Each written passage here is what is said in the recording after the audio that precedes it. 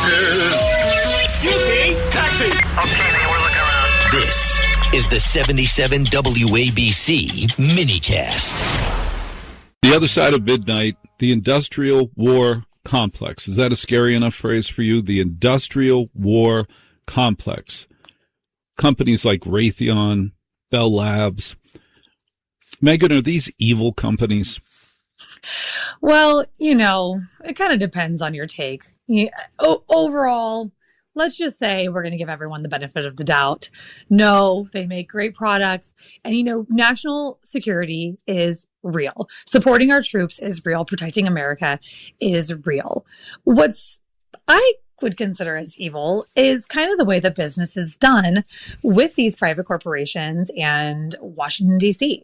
They've kind of made it their swampy little playground where they're lobbyists and they're got their fingers and everything so deep that there's no real checks and balances system of where our money is going. And I say it's our money because it's the taxpayer dollars that are going into the trillion dollar Pentagon budget when the Pentagon can't even pass an audit. So, you have companies like Raytheon or Lockheed Martin going, to DC and they're like, here's how much it would cost. Here's a bid. But no one's actually checking that bid and say, hey, how could that really be how much it is? We're just giving them more and more money to dump into weapons programs that, aren't efficient anymore, are outdated.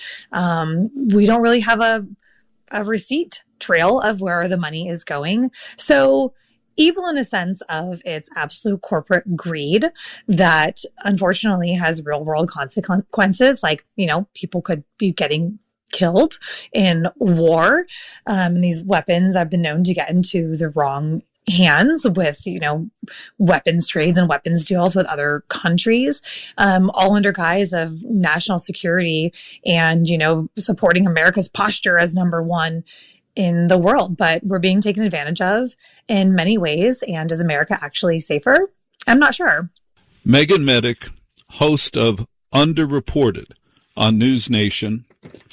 This story about no receipts for military expenditures and the military-industrial complex and the unique relationship we have with these companies as a government, this has been reported since I was born.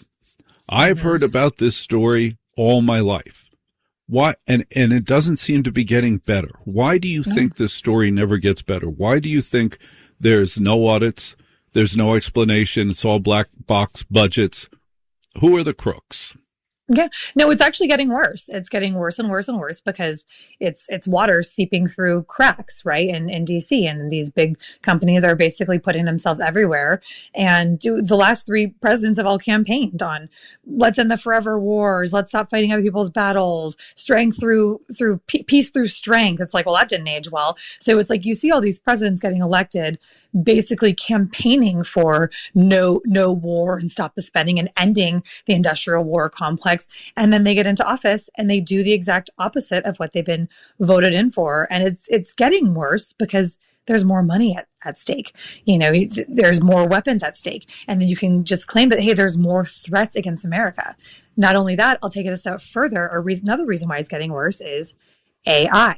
You hear it with everything. You can't have a conversation these days about AI getting its sticky fingers in there because that is real and that's everywhere. And in one of the episodes that we're doing on Unreported for this 3-part series on industrial war complex, we dig into the future of war in relation to AI. So now you're spending even more money because you are saying, well, Russia and China and et cetera, they're all putting all this money into AI and we can't be behind. We can't be third in the posture of the ranking of the nations. Our military has to be number one and better than theirs. And I think they have this, so let's beat them here. When, I talked to a man when I was actually in DC a couple of weeks ago about this, and he was saying to me, whoever in the next world war, which he claims is inevitable because simply of the industrial war complex and how much money is made if you're at war versus at peace. He's saying to me, Meagan, the next country that goes to war and uses AI as their leading tool, as their front line, so to speak, on the battlefield, that's the nation that will lose. So it's interesting to hear a perspective of, hey, we need to put all of our money into it, but that's going to make us lose. So is that the best way to be spending our tax dollars when there's infrastructure issues at home and a broken healthcare system and people who need childcare? Probably not, but I'm not in charge. I'm just the investigative reporter on it. Every president has flagged we have infrastructure problems, but I never see the trestles getting fixed. I never see the bridges getting fixed. We continue to have infrastructure problems. Meagan, when you were putting together this 3-part series on the military war complex, was there one fact that you learned that you didn't know before that really surprised you, made you go, whoa, I had no idea it was this bad? I think one of the things that really stuck out to me was that we are basically paying for not only, the U.S.'s national security, but other nations as well are taking advantage of us just by getting United States troops and equipment and weapons into their countries. So these countries aren't paying for national security at all because they're like, oh, the Americans are here. We have troops on the ground here. They have a military base here. We want an American military base in our country and on our land because then we don't have to spend the money to protect ourselves because if a threat comes, guess who we have? The USA. So I think that was really shocking to me. Another talking points that we got into all of this was how we can't track where these weapons are going. We're making weapons deals with other countries. Let's just use Ukraine as an example. We've sent so many weapons over there to support them. Well, there's been reports and claims that some of the weapons that the United States has sent to Ukraine may be ending up in the hands of cartel members in Mexico because there's no tracking system. We're not actually looking where it's going. We're kind of blindly handing things off and saying we're helping. Well, are we? I don't know. It's a lot to think about, and the money trail is dark, it's deep, and it's going into all these individual pockets rather than helping us at home for sure. Tonight aired part 2. When is part 3, and what can we look forward to in part 3? Yeah, absolutely. So tonight, yes, part 2. Which is great. I talked to Bill Hartung. He is the author of The $1 Trillion War Machine. So he knows this topic inside and out.